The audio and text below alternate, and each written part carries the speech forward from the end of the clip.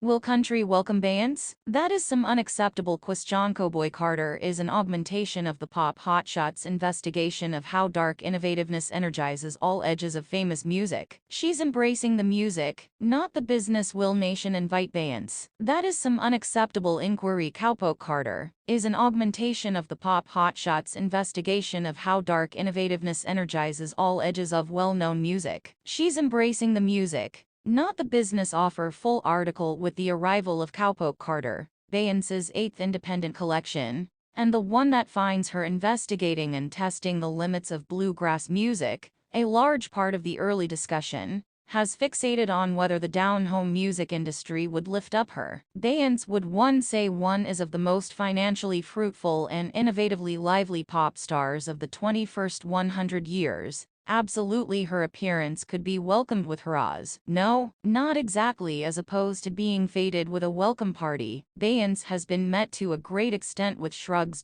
Texas M, one of the two singles she delivered ahead of the collection, is a sagacious mix of old and new. It shows an experience with the sonic standards of dated country, while keeping up with the irresistibleness of current pop. By the by, it has gotten very unobtrusive consideration at country radio. Beyonce's Dark and a Lady 2 gatherings that contemporary Nashville has reliably minimized and bamboozled. Also, no measure of underlying big name seems, by all accounts, to be ready to fix that. Contemporary standard down-home music frequently feels like a shut circle of white male narrating, which is the reason whether Beyonce and Nashville can find normal reason is, all around, a distraction. Nor is especially intrigued by the other. The custom-molded down-home music business will acknowledge particular sorts of untouchables, yet isn't set up to oblige a dark female star of Beyonce's height. And she is zeroing in on country as craftsmanship and motivation and sociopolitical toy, not industry. The scorn is shared on Instagram. Last week Beyonce explained it evidently. This ain't a bluegrass collection. This is a Beyonce collection. It was an explanation that prudently denied the bluegrass music industry the potential chance to have a special interest in her work, while likewise demonstrating that she had tracked down an imaginative way around the class's limits. With the arrival of Cattle Russell or Carter, Beyonce's eighth independent collection,